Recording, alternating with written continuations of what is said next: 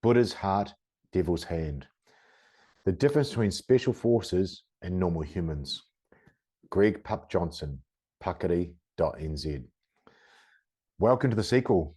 After such a popular show, the first time around, it was a necessity to have PUP back on to share his knowledge in order to help others. We spoke about a wide range of subjects, so strap in. Starting with the difference between an SF operator mindset, where they make life and death decisions and movements multiple times every single day, versus a regular cop or civilian who may never be faced with such an inhuman choice. We progressed to how Pakari is helping the New Zealand Army develop its people's resilience and mindsets. We talked about transition from military and or sporting worlds and the effects of purpose, belonging, and identity. A life of service changes a person and shapes his or her mind. And it's imperative to realize this going forward so we can grow and flourish afterwards. Again, sit back and enjoy a truly open and honest conversation with a New Zealand SAS, that's New Zealand Special Air Service Regiment operator, instructor, and leader in teaching through Mother Nature. You can find Gregg at the links below. We've got Pakari.nz and on Insta, and again, check the links. He's Gregg Spartan. Thanks for watching. Hi, thanks for watching. I'm Damien Porter, former Special Forces operator, and check out my new project for 2023 at hownottodie.com.au, where I've combined all my Special Forces training and police officer experience to help others. Thanks for watching. And we're live. Welcome to the Straight Talk Mind and Muscle podcast, and welcome to my guest for the second time. So sequel there, Gregg PUP Johnson. Welcome, brother, and grateful to be back on. Oh, thank you so much. You're at Pakari.nz. We chatted in the winter months. You're a lot paler back then, my friend. Yeah, made the most of the summer. Oh, it's great. Yeah, so good to see some nice nature. And that's really what you do. I told her that show with nature was phenomenal. Let's just run through for the listeners and the viewers what you do at Pakari, and then we're going to ask some specific questions where we're going to go for a conversation in this show. So Pakari is currently one part of it is a resilience program for the New Zealand Army, and we deliver that to currently 2nd 1st Battalion in Burnham Camp in Christchurch, and hoping this year to expand that to whole of Army. On the other side, we're looking at creating veterans programs, women-specific, families, just connection trips, and then trips that provide a more an understanding of connecting to self and some tools to thrive in a modern world. So yeah, that's the part of Pakari at the moment. We also offer, like everybody else, a leadership component, and we have a good group of ex-Special Forces guys, and my partner who works on the women's programs and the programs with us, who's ex-police forensics. So have an awesome team of people with some real world experience, and amazing journey with our young people so far. Brilliant. I was just talking with Kirk Parsley, Navy SEAL and doctor, when they came with the Legacy Expeditions crew in the week, and he was talking about what the SEALs used to do before and after deployment, and they actually used to get the whole families in for about a week pre and a week after, and doing all these things. And I remember having a brief in the infantry for about an hour of maybe what to expect when hubby comes home to the family unit after a deployment. But these guys were really legit. This is back in the day. Kirk was left to go to med school in 2000, and they were doing it right. So it's really great to see you, Pup, gripping that up, seeing a need, actioning it, and applying it to Defence Force. And it's brilliant that you're doing it with females, and especially for the families, I'd suggest, as the greater good as well.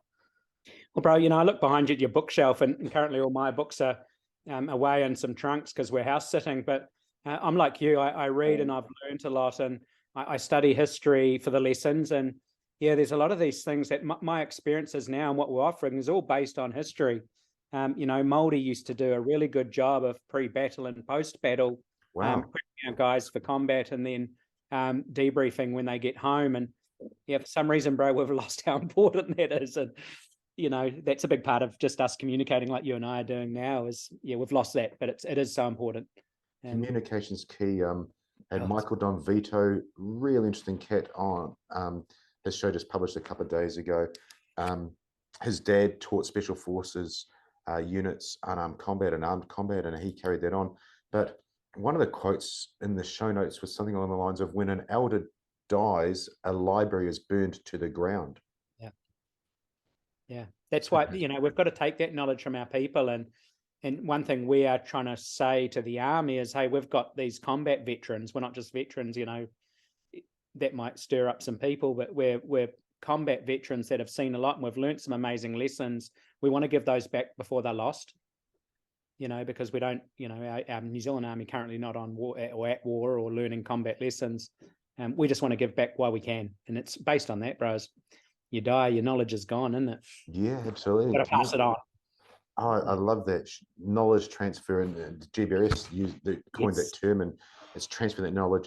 And we were just talking about Dan Cooper before that you'd seen the show. He said in that show, you know, in his 30s, he would have been like holding on to this little information. I pull the trigger this way, I won't tell anybody. And now we just blurt it out to anybody that it can help. Yes. Yeah. And again, you know, I think I said on the last show with you is my theory now is I just offer, if people want it, take it. I'm not hurt if you say you're a dickhead and don't know anything. Roger that. But I'll offer what I've learned and the hard work I've put in to understand that lesson or learning. And yeah, if you want it, it's yours. If not, then wicked. And we have done some hard work. I do have a specific question I thought about this morning coming into the show was, what makes a special forces soldier different than a regular soldier and then maybe a regular person when they deliver these lessons, when they deliver this knowledge, or when they transfer the knowledge? It's a loaded question, I know, Pup, but a lot of us are doing it, and we never used to do it before. We're always in the shadows and don't talk about stuff and so on. But what makes a special forces soldier, veteran, different than the average person? Bro, and this thing I think about a lot, and I see it a lot in the leadership space, and my partner and I talk about it a lot. What we do as special force operators is real every day. Like, you know, with you and the commandos, you're at OLOC every day. You know, like the rest of the army, just as that example, they're not at that. They have stages they have to go through to get to the operational readiness. But D squadron and A squadron, depending on the tasks we were focused on, or sorry, the other squadron we're focused on, it's all real. When you go and draw your guns, like how often did you blank fire, bro? You know what I mean? And again, on operations as a leader, or even in training, like I'm leading every day. Yeah. Like I'm not practicing. I'm not a CEO who gives my direction and then I might see the team in another week. So what's the difference is we are living it day in, day out, and we're applying the learning we've had as students and then as teachers. It's real. We've tested everything because it is, like I said, you're shooting every day. You are good at what you do. And those lessons are then, you know, passed on, but it's from that experience of action, learning, practice, professionalism, you know, our tenets, pursuit of excellence. They're all key things, I think, bro, that lead us into being, you know, it's more real for us. Yeah. I wrote that word down as you're saying. I wrote down real, and then you quoted it. I think you did right. Our lives are on the line. You know, I'm hanging off a rope off the side of a building or off a helicopter. My life is in my hands, but you almost put that in the back of your mind because you then look after your mate, and then you as a leader, Pup, of whatever ranking position you're in, their lives are in your hands, and it's real because literally something could go wrong that someone dies. Yeah. So it matters. Yeah, and I'm grateful as a team leader with multiple trips overseas as a team leader that I got to bring all my people home, and you know, that wasn't a fluke. That was hard work. Yeah. That was taking my experience and knowledge and learning and applying that every day to every time we stepped out the door, you know, whether it be on a planned mission or, you know, plenty of times we got the call, just get to town and, you know, there's a suicide attack going on, go and respond. But yeah, it's that realness, bro, and that learnt lessons and ownership of those. Yeah. Ownership. I love that.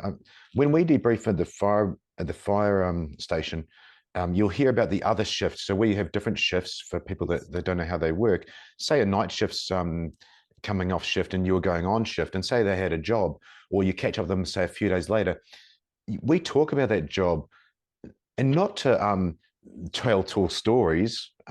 It's actually just, okay, so what did you do then, and what happened? Because I might never go through that same job for 10 years, but if I can learn from their experiences, and then we're so open about what we did wrong, or that didn't go right, and therefore we did this, this, and this, because it matters to save someone else's life, or at least keep other people safe, you know?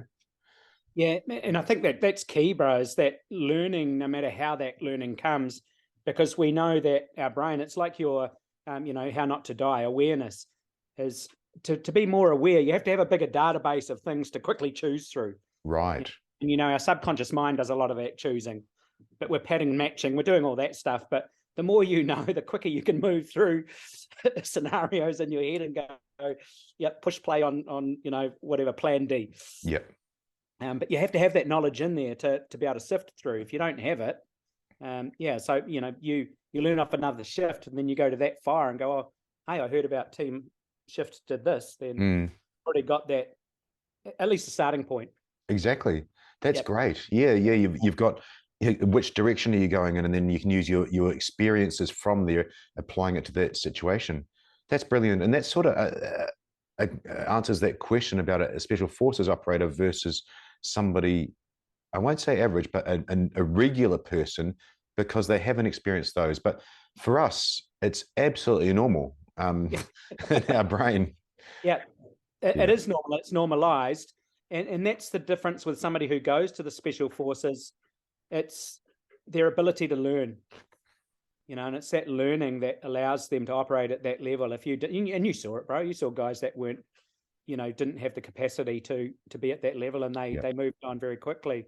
Or, we'll have a laugh that they went to snipers. But that's true, eh? If they couldn't keep up with us in CQB, then they went to, and that's a reality.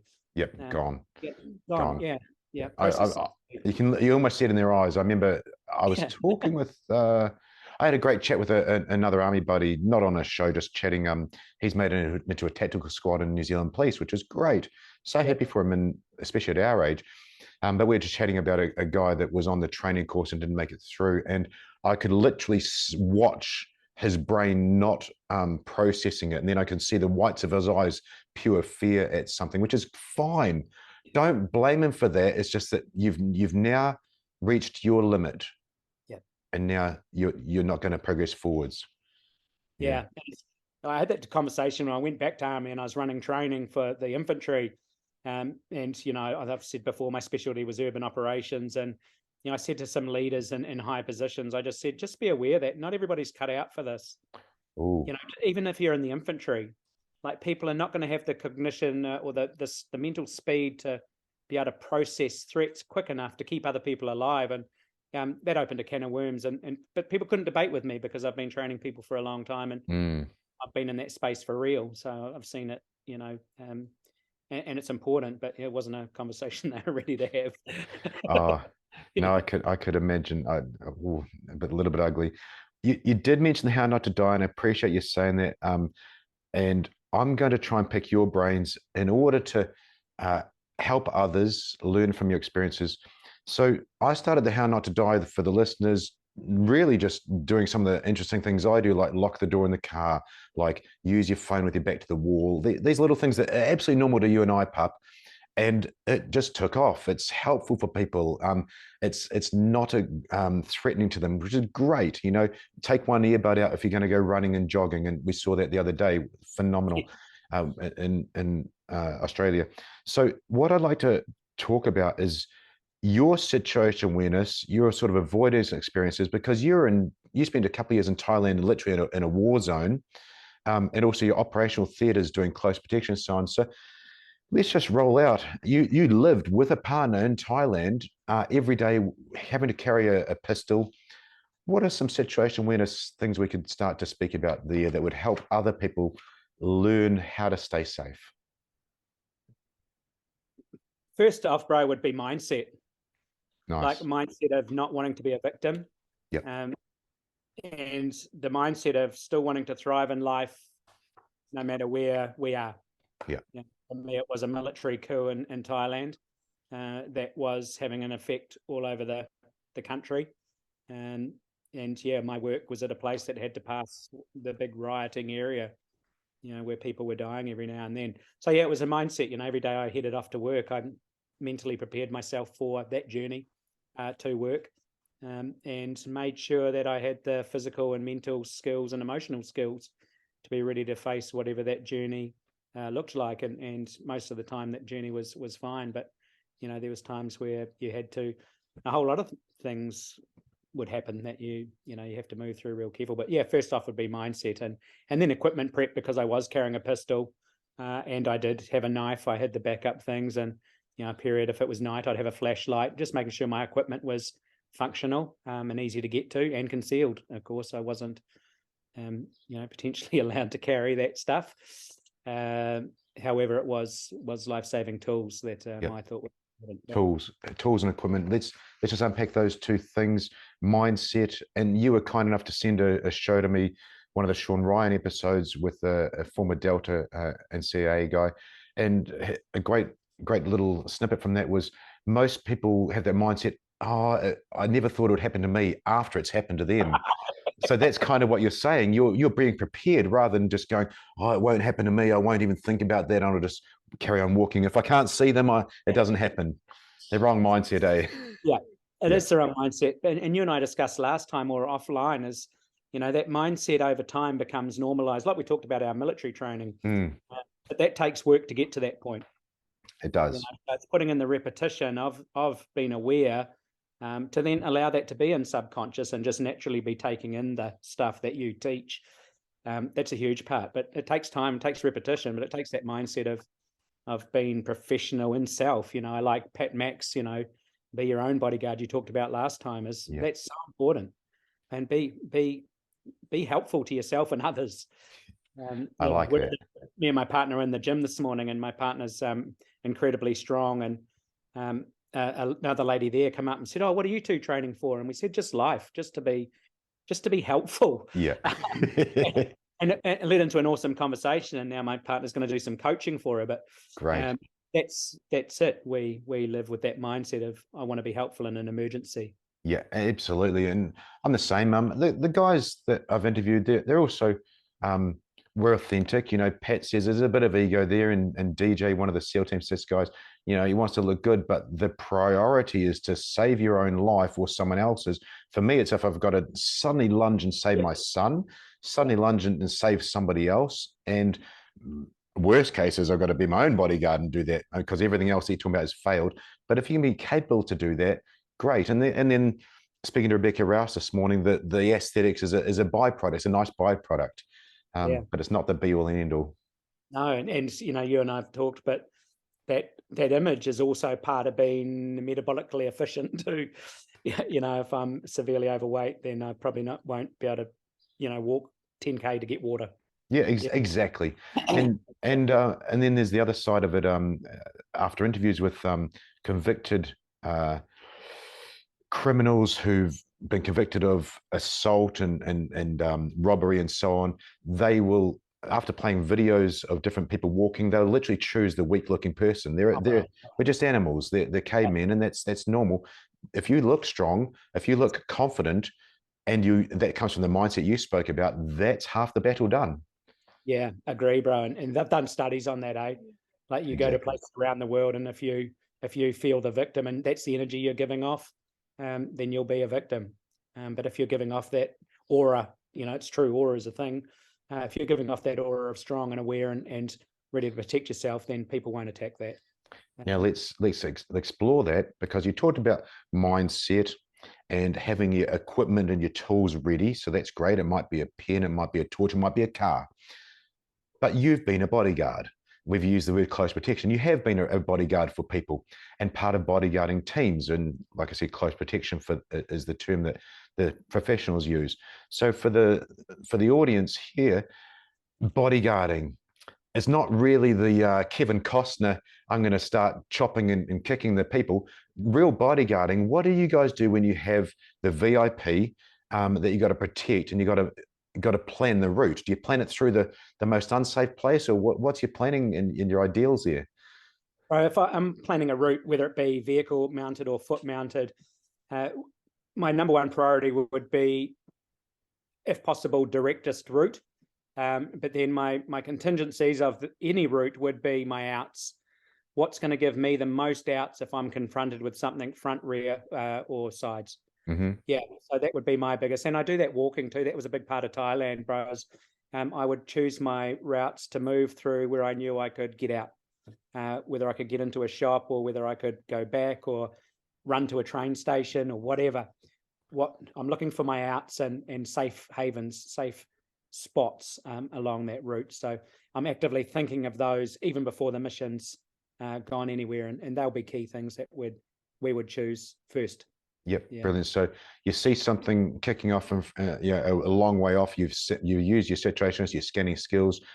You're highly likely not be going that way. You're going to look and avoid it and pick plan B, plan C.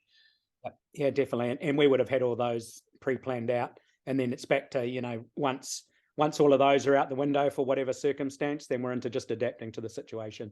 Yeah. Situation's offered us this, and these are the things I'm seeing. Make a decision and go that way. Yep. Brilliant. Say you're in I'm just throwing things out there for people thinking, say you got the VIP in the car, you're in a convoy or maybe single vehicle, you roll up and there's a ton of protesters there. It's looking bad. Are you going to stop and get out and plow through them because you guys are big, tough guys, or? No. And a lot of times, depending on what you're doing, even as a singleton, say as an individual, bro, going somewhere, it's about how important it is to get there right now. Yeah. And there's lots of times I was working in Iraq in close protection, and we would lie to the clients that we were looking after, whether they be government or whoever, about how they needed to get to this thing because of the roads. And there was a lot of pressure for some of the government officials that I was looking after to get to these things, but it wasn't worth anybody's life. I was working on a detail at the one time, we had minimum 30 people in multiple vehicles moving. And yeah, as a team leader, I was never going to risk them just to get to a meeting that we could have tomorrow. Brilliant. So always planning that. And if the situation felt, untenable, that this was going to risk, then that's not worth it. No. So reverse out. Hey, all call signs, reverse out, back to base or back to a safe haven, whatever. Yep. Let's put some more effort into seeing where this is going. And I face that a lot of times, bro. A lot of times. Brilliant. And that's egoless, where you get the classic one I can think of as road rage. One guy gets in a car and the other guy's in a car and they're yelling at each other. And then one guy decides to get out of the car. Well, there's two ways this is going to go. The other guy, the victim, is going to get out of the car, or he's not. If he gets out of the car, you've just got out of that very safe thing that you're in, the big box that can go 200 k's an hour. And it just defies my belief. If you were bodyguarding yourself, you would not do that. You would just drive away. Yeah. But again, bro, we get caught up in that, OODA loop of not being in the prefrontal cortex. So I'm not thinking, I'm just reacting. But you and I know that, how dangerous that space is. Yeah. I need to slow down. But again, that's the training you're offering, is people need to understand that this is training. And at first it takes understanding, and then it takes the training, and then hopefully you never have to implement it. But you've got all those pieces in place you've got to breathe, man, breathe and think and make smart decisions. And don't always jump to your first decision, because not always the best. And I'll just touch on, you're amazingly well read on the brain and the brain physiology. But for the listeners, there's something called mirror neurons, which is, if you're in a stressful state, you'll mirror what you see from other people. There's neurons in there that just mirror it.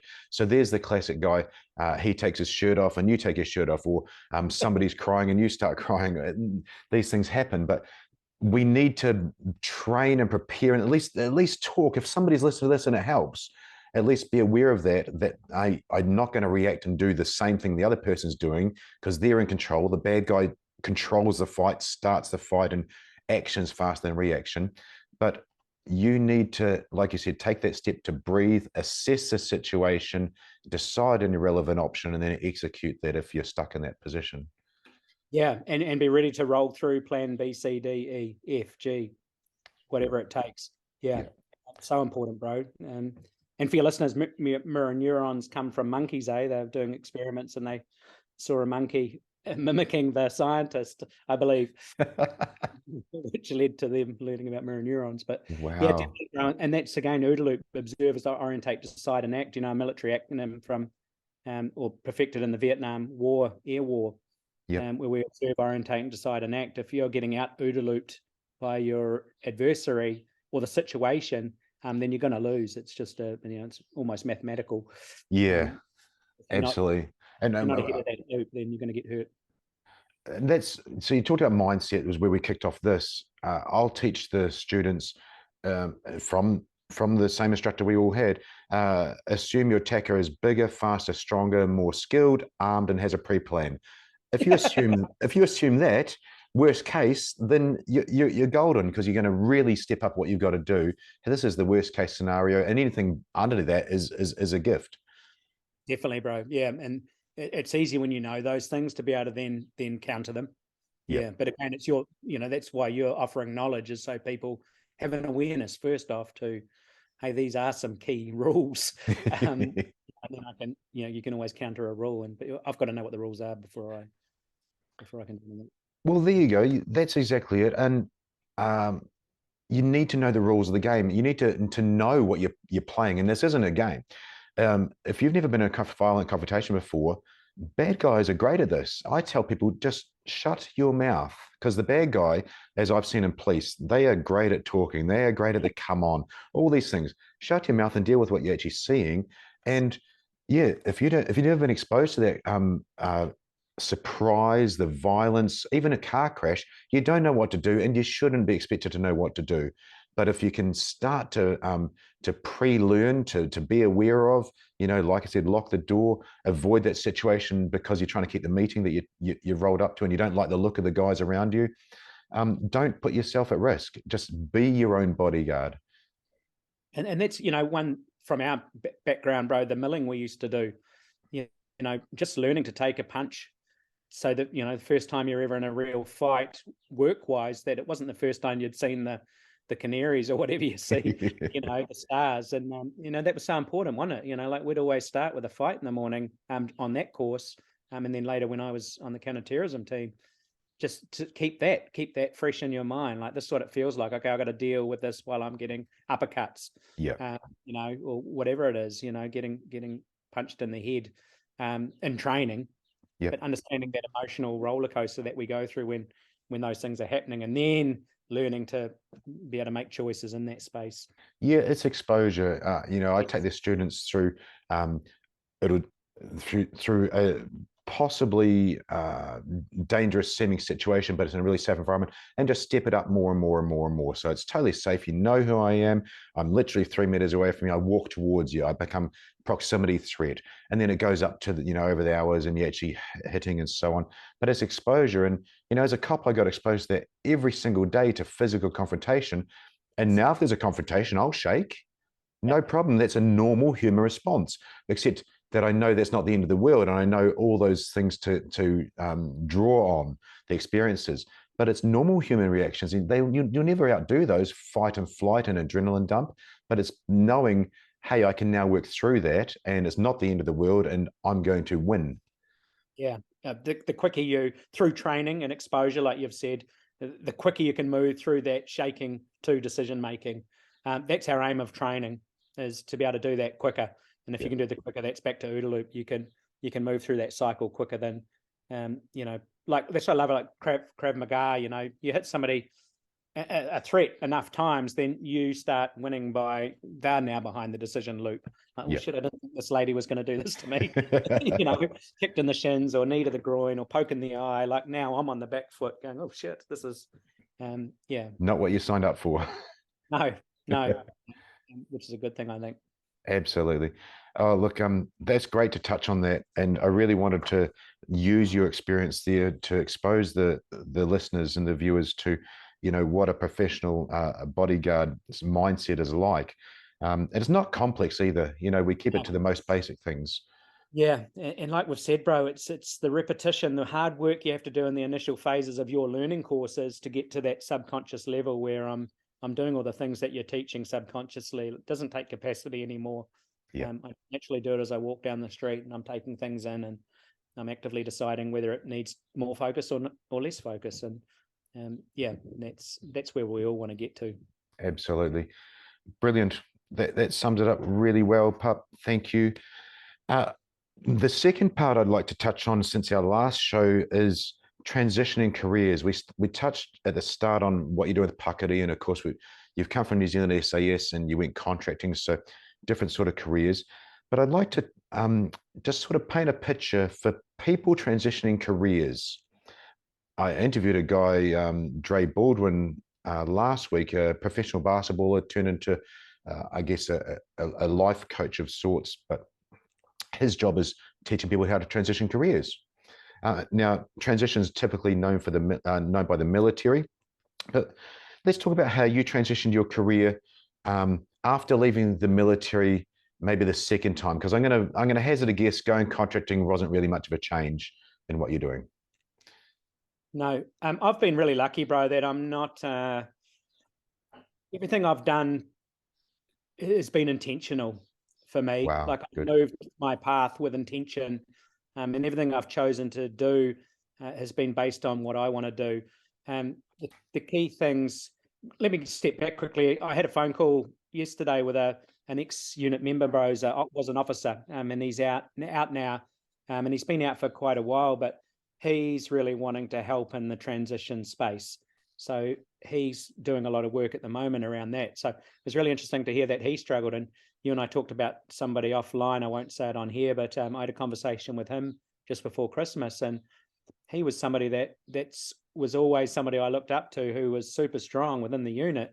And he told me he struggled for 3 years with transition. Wow, it's a long time, isn't it? 3 years. Yeah. So I definitely, and it's a space I'm interested in, the veterans space, obviously. And bro, the key things, we hear talked about is purpose, belonging, and identity. The three key things that they've identified with veterans, and I'm going to guess with most people, especially sports stars. You leave a team like the All Blacks, bro, and you were the best of the best. And if you don't have those things set up for post that career, we see it over and over again. It's in the news all the time now.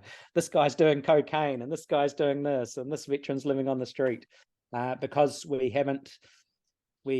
not educated, bro. We're not educated on these things that are important. No. And for a lot of us, like you, like me, one thing I believe, I think it's still our military in New Zealand, that it's only 15 years that you get the transition seminar.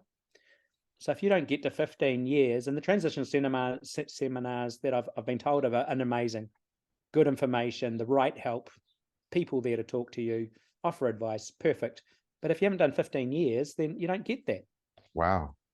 So for me, there's a lot of young people, young ladies and young men that are getting out of service, if I talk about military service, and they haven't got that. And cities don't get it. At least there's an application, or there's a pathway in the military to do transition if you get to a certain level. Most civvy street jobs don't have that. But yeah, I was on the phone again today, just before talking to you, with an ex-Australian regiment guy, who's now doing some amazing work with people down in Tasmania. Anyway, we were talking, and he's had some cool outcomes, and it was back to purpose. He talked about your network, which we call belonging, and that identity. A lot of our young people, bro, and you were older, when you went to the unit, and yes, I was older when I went to the unit, but I've been lucky. I've never identified as a soldier. I never took on the identity as I am the army. I was in the army. I wasn't the army, and I've always had things outside of the military that nature's been my calling. So I've never been defined as something. So I never struggled with identity. But young people do, bro. They get in, and we get sold the story that, man, this is what the army's going to be like, and do all this cool shit, and and people take on that. People, bro. How many senior people have we seen that think they're the army? Yeah, absolutely. Can't leave because it'll stop. Hey, it won't. But that's their identity. Their identity is army, and when they get out, and they don't have that, people can struggle severely. Yeah, that belonging piece, bro, is, you and I were talking, I think, beforehand, that whatever that time frame is, people realize that, man, I just want to talk to my mates from the past. Because we shared, we shared selection, bro. We shared, training at all hours of the night, all around the country, sliding down a rope in the pitch black onto a rooftop in the middle of Auckland, a 20, 30-story building. Yeah, those experiences need to be shared with like-minded, with your mates, and so that belonging, that network becomes so important down the track, and it takes a while for some of us to learn that. And it does. And for you go. I can just see. I get light bulb moments when I interview people. One of them was, we talk about special forces veterans, but that sense of belonging must be much worse for a regular soldier, because there's more of them. There's not many of us. We know how many people are in the unit. There's much more in the New Zealand Defence Force, or whatever country you're talking about, and they are almost brainwashed into, this is your family, this is your life. So there must be many more of them, just on that point. Yeah, there is, mate. And it's like there's a whole lot of debates around veterans in New Zealand going on at the moment. And, they're talking about 40,000 that they can't identify. Wow. But it's a lot of potentially, even if you took half of that, which is, I know it's more, but if you took only half of that are missing each other, that are missing belonging, that's bloody huge, bro. Yeah. It's such a huge number. That, you're right, that need to be connected, and it is powerful. It's it's hugely powerful for our mental wellness. It is connection, the social layer, as Dan Pronk says with the Resilience Shield. Just sharing for people. The SEALs came here, they literally flew in on Sunday night. One of them is a friend of mine, Kirk Parsley, that I mentioned. We connected business-wise, so I could have one of his products here, and we connected on the shows and talked. But the proof that was still social layer, still connection, Pup, was we'd never met each other till Monday morning, and we met each other right then and then. It was just like brothers. It really was. A couple of guys we sort of had known each other that were there as well, and it was the same deal. And I came away from that feeling pumped up. And some of these guys were strangers, but Jess literally said, like, she was shocked. She was like, she's never seen that many alpha males around in one place. It was, but there wasn't ego against each other in any way, shape, or form. It's just the way we are. And it was that connection and social layer, as Dan says, is so important that you somehow get it. I got it until the leg injury with Todd from the TRG that we spoke about. We go for a run every now and then, so we get the physical layer and we get the social layer. But it's not too hard. But we do have to put effort into it, like a relationship. Yeah, it is effort, bro, and it's us educating people that effort is so important. It is. And like I said, it just takes time for some of us to learn how important that is. So you mentioned at the start with Pakari that you're helping people in that space or around that space as well, outside Pakari? Yeah, so within Pakari, but one of our programs is that. And our biggest thing here, man, is one, New Zealanders don't understand veterans. And I understand why. Our Army's never done a good job of highlighting what we do or how we do it, to include the unit. But also, our people just don't, we have Anzac Day, bro, and people know us on that day, and then we're forgotten about. And, obviously talk a lot with veterans, and we don't want the world. But we would like people to understand, like the cricketer, a New Zealand cricketer was on the radio the other day, bitching and moaning that they've got a tour in Pakistan and then straight into India. Don't get me started. You want to do 9 months in Afghan with one shower for 50 people and no hot food, and internet wasn't a thing, and one phone call a year if you were lucky, and so just context. But just so New Zealand don't really understand veterans. So the space we're in at the moment is just trying to find some financiers to build a pool of money that we can offer this to our people for free. I think I said it to you last time. Veterans in America get 2 outward bound courses for free if they want it. Oh, wow. Yeah. So we're just trying to do a model like that here in New Zealand, that if we can have a pool of money and just offer these off for free for our people, to get them together connecting, like I said, to your families, woman only, because that's important in the space of the military. If you know any of the history of women and what they've had to face or suffer within service. And then again, a trip that offers some higher level stuff, as in how do we thrive, like breathing, like connection, like awareness, like meditating, just some of the basics. The basics, bro, the basics. And like I said to you before, we take people out into nature, so they have to do it. Yeah. where we go in Maraho in the Able Tasman, it's just so beautiful that you are almost forced to be aware, because everywhere you look, there's something spectacular, and that's a real, it's a real easy teaching point when you're doing that. It's a reset. I had Chris Van Sant, one of the guys who captured Saddam Hussein, nicest guy, and he was in a bad place, and he just went and reset 3 weeks in the wherever the hell they call it, America, the wilderness. Yep. Yeah. Years ago, and this is where, like I said, I've been studying this stuff for a long time, and but I took a Australian firefighter, bro, this years ago now, and his wife on a trip, and he had been a firefighter for 30 years in Australia. He was now in training, but his worst thing is, I think there was 5 kids in a car that went into the water, and they all died. All the children died, and a whole lot of others. He had so many stories, like you firefighters do, so many stories, and he was hurt, and he was in the process of trying to be better. Yeah. We were out in the bush, or kayaking, it was a kayaking trip, but we were sleeping, and I think I told you the story before, but 8 o'clock in the morning, mate, and he hadn't got up. And I was cooking breakfast, and I said to his wife, I said, "Oh, where's your," I can't remember his name, but I said, "Where's your husband?" I said, "Man, he hasn't slept like this in 20 years. Wow.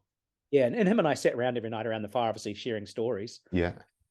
Yeah, it was just like you said, light bulb moment to me, bro. I was like, because I've read a lot about this, and I got to see it in somebody. And I just sat there going, man, that's so powerful for him. Yeah. It was magical. So yeah, I know, like, through all my reading and learning and people I know around the world that work in this space, it is a reset, bro. It's a reset, and yeah, so we are trying to do that now. Like I said, we just need a pool of money to be able to offer it for free, because we don't want it to be at cost. One big thing we know about helping people, bro, is it's got to be, I just wrote that to somebody in the military today. We know in the space of helping people that it's got to just be as easy as it can. Yeah. Because they won't come otherwise. Like you said, a lot of people don't like doing the hard work, even if that's on stealth. I was chatting with one of the unit members around about 8 months ago, and we chatted on Messenger, typing away, and then sort of I said, "Hey, if you need anything, reach out." And I caught myself, I nearly uppercutted myself, went, "He is reaching out right here, right now." And I said, "Hey," won't say his name, "I'm so sorry. I'm right here. I've got all the time you need right now."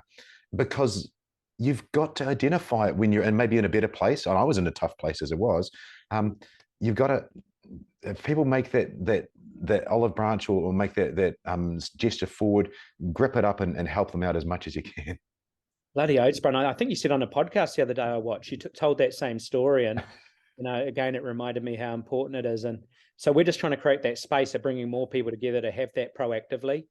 Like, let's not wait, team. Let's not wait till I need to reach out, man. Let's like be reaching out early. Yeah. Let's go, hey, I'm moving towards the edge of whatever. Then go on a trip together and share proactively, instead of waiting till I'm that hurt that I've got to reach out. Yeah. We can do that. We can lean into that. But your stuff's fun as well, Pup. It's not like having to go see a psych, and we know Ali is great to talk to, but your stuff is a fun thing to do. I love the Able Tasman, love getting in a kayak and just having a feed where you are. What a great positive way to do that. Yeah, and it's amazing, bro. The results we've seen, outstanding, and it's just exciting, and seeing guys sit around and share stories and laugh again. Just having a group of our mates laugh, it's awesome, and take the piss out of each other. I remember when you did this. I remember when you did that. It's fun, and it's back to that connection piece. It's just connecting and sharing with people who understand, and your family. Your actual family. We've done a lot together. We've done some hard things together. May not have the same genes potentially, but we're certainly family of some type, and yeah, awesome. You spoke about family, but you spoke about females, or women was the word you used. One of the shows I did with a Delta guy was my wife didn't sign up for this. Saw that, bro. And I get these creative titles from the show, and that's literally what he said. And I've got Alana Stott, MBE, member of the British Empire, coming on next week, I think, or the week after. Dean Stott's wife, because they're a unit, those two. Alana is really I won't say the brains, but Dean says a lot of great things about he can't do what he does without that support from her. So it's going to be really nice to delve into the wife of a special forces operator on high intensity operations, and then into the contracting, much like yourself, and then into the civilian world somewhat. I think the women's stories need to be told, and it's also a nice way of, you're saying needing funding, you've just got the other 50% buying in. Yeah, it is so important. And if we talk about therapy for our people, and let's just say it's the male of the pair, if we talk man-woman pair, man, if I'm going through therapy for PTS, but my other half, or my children, yes, getting educated in, one, why I am like I am, and two, then the process of being better, then it's like people, it's like a woman who decide I want to get fit, and they've got a shitty husband that every time they go and have a smoothie or put shoes on, just talk shit to them. Yeah. How many stories like that have we heard? So it's the same. If I'm getting formal help or whatever, that the other part of the equation, the wife in this instant and the kids, need education around that too. Like, I'm a dickhead because I've seen all these terrible things, and I haven't currently got the awareness to not be that. Yeah. However, I'm working on it. And then, how does the wife support you in that? How do the kids support you? They talk about secondary PTS from that, Right. because fourth. we don't know how we're acting like that until someone gives us a reality check, or unfortunately it goes the wrong way. But we need to help out the people that we're literally living with that love us. So why not get them that help as well? Yeah, and that's why, our woman-only programs for not just wives, but also serving women. But then the families, is bringing families together to have that trip of connection as well. When a whole family gets to share a beautiful place, it's powerful. It's not the individual now; it's the collective. So we're creating that network, or that belonging, of the family unit again. Bro, so many of my peer group, all of them, and I talked to this Aussie guy today from the regiment, and man, they all lost their children. It's terrible. They're all now connecting with grandchildren, and they're doing a real good job of doing that. But that connection to their children gone because they were so busy for so long, and they may never get that back. Where a lot of them would want it back in the discussions they've had with me. So, yeah, we just know it's really important to at least have a focus on that, because it's a part of their whole. The operator is not just the operator. There is all these other bits to it. And how many guys do we know, bro, that have broken up once they got out of the unit? Oh, I remember living in the housing area. I won't say the street, but I'm sure you know them. And the only one I saw, which was really interesting, was my assault sergeant at the time. But it was a Māori couple, for the listeners. And there was just a very interesting and very stereotypical male-female dynamic there, and they did great. But the white or Caucasian Kiwis that were there, they didn't go so well. But that relationship just kept on going. It was rock solid. But not many apart from that. Yeah, because it's that, we're away so much that they develop a routine. And when you come home and you're like, she's like, no, I do that. I'll do that. You've been away for 8, 9, 10 months. I'll do that. Yeah. And you don't know where you fit in. And if you don't grow together, then you'll grow apart. And we see that a lot. So, again, we have to have a mechanism to bring people together and educate that, hey, what you're both feeling is normal. And, we can work through it. We just need to be aware of what I am feeling and how I portray that. Because we don't need to be doing that all the time. Yeah. No. Look, and we talked this chapter of the show really about transition, and then around that, with that connection, identity, PTS, and so on. But speaking with Mark Mathison, psychologist for Australian SAS and Australian Commandos, he firmly believes that we can actually do that and have elite performance with a firm base. And Jess and I were I'm a crayon guy. I really am. And I was trying to explain this firm base to her, and I'll never forget. For those people who have kids, they build their towers, with their Duplo, and it's just a single tower, and it goes up and up and up. Well, yeah, exactly. And then of course it topples over. that's that elite person that just focuses on that one facet, the sports person. And Mark's example was the young sports person who has a career-ending injury. They've got no firm base of social, family, other things to education to fall back on. But he firmly believes if you can work on that base right at the start, then we got the pyramid going rather than that Jenga tower falling over. Yeah, I agree, bro. And again, we're learning this stuff, but we've got to implement it. Like, we know how important these things are, and you know, it's like your book's history showing us that some of these things are important. We're just got to start doing them. Well, that's what you're doing with Pakari, with inside the army, which is brilliant. We are, bro, and because it is important. Hey, you got to do the doing. You know, I've discussed that before. Yeah.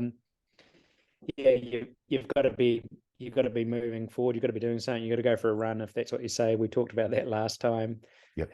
The last one I just want to cap on is that purpose is you've got to have when you leave, you've got to have that purpose is the third part of that system. You've got to have purpose when you leave. And I know you laughed about somebody telling you that you needed a hobby. I did. Which, you know, I reflected on when you said one of your podcasts. And I reflected on that, and you know, I've done some reading around it. And the guy I talked to today, you know, he said how important hobbies can be if that gives you purpose. Right. You know, so it's finding these things that purpose can be anything, bro. It can be being fit. It can be doing the How Not to Die series. It can be anything for somebody, but you've got to be driven. You've got to lean forward into life. You know, David Goggins, man, you got to be grinding. I mean, that's true. You know, I think that's true. You got to, you need that purpose to be striving for something, because that's, as humans, what we're designed to do. That's why our eyes are at the front. We're going that way. We're not, you know, we're not off on tangents. We're leaning into life and we're moving forward. And that's a big part of Pakari, bros, just taking people out to show them what leaning forward looks like, what forward movement with purpose and identity and belonging look like as an individual, so I can be a better team member. Yeah. When I interview, I'm literally taking notes. I'm listening to you, and there were so many things you said just in that short 30 seconds, Pup. But purpose, and it's what's right for you. Exactly. I mean, somebody told me that I should get a hobby of growing tomatoes. I was like, Ali, that's the last thing you're probably going to be doing. Yeah. You got to. Hey, it's like getting into fitness, bro. You've got to like it. Yeah.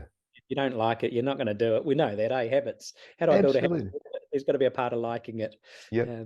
If not, then you know you're not going to achieve anything. But find those things, and it doesn't have to make sense to anyone else. Just as long as it makes sense to you.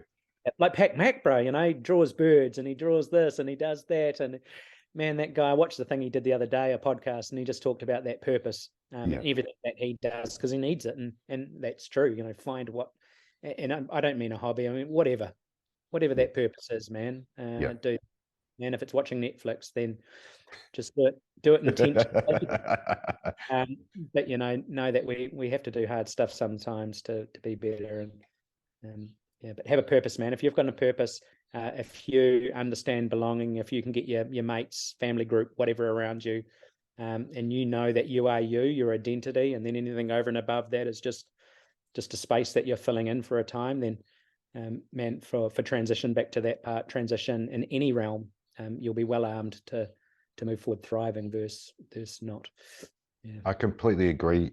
Purpose, belonging, identity, involving that community, absolutely brilliant. And again, I just love what you do with Pakari, because nature forces you to do it. And that title from last time, Nature Doesn't Lie, it's so true. You just get thrown into it, and you have to thrive or survive.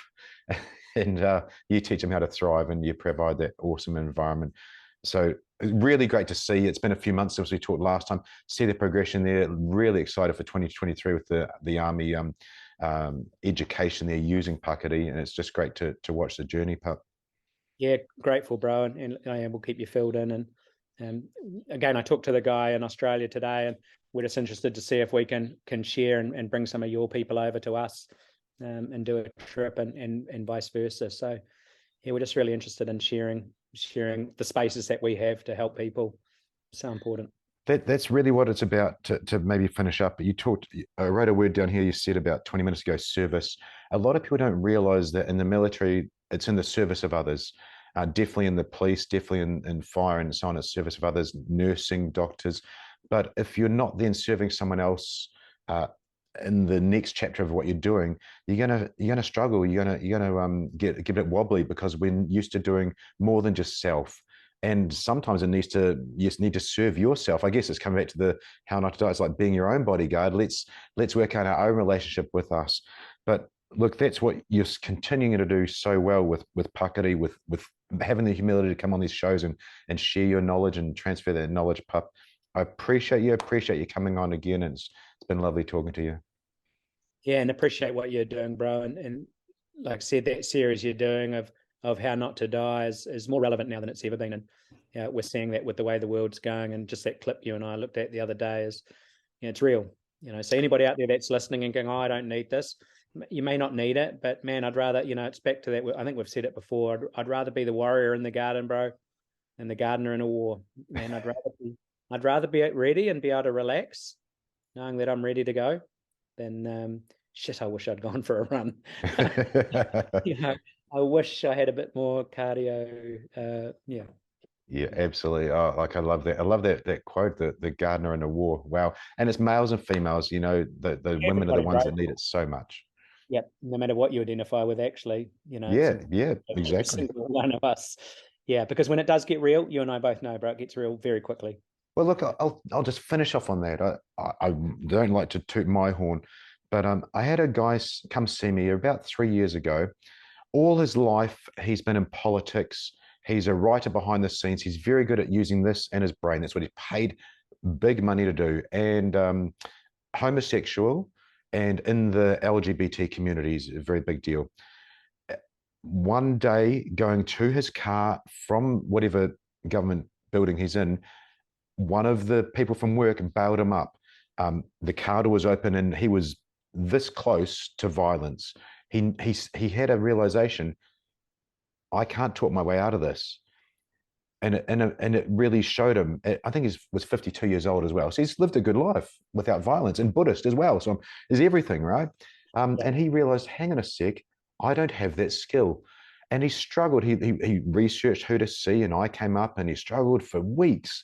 Oh, I don't like army, and I don't like special force, and definitely don't like Australians. And he was Australian because Australian army are tough guys. Yes. Eventually came to see me, and it was the nicest thing. And we still communicate now because we started their level.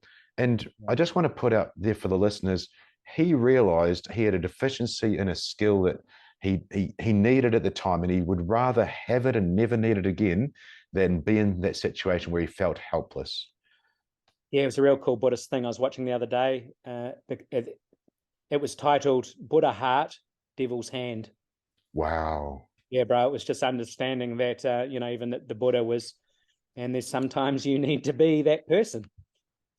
But you do it with love in your heart, but your hands are ready to do the mahi if that's required. Yeah, because we can be that, yin and yang. Yeah. So I just love that, Buddha's heart and devil hand, but be ready. Yeah. What a beautiful thing to finish on, Pup. Be ready. Thank you so much. I'll hit pause over chat. Thank you so much for coming on again. Welcome, brother. Grateful. Same. Hi, I'm Damien Porter, former Special Forces operator, high performance living coach from hownotodie.com.au. And you can listen to my Straight Talk Mind and Muscle podcast, sponsored by realketonesaustralia.com, the best and most effective ketone supplement on the market to reduce anxiety, enhance brain performance, and supply twice as much energy as glucose. Thanks for watching.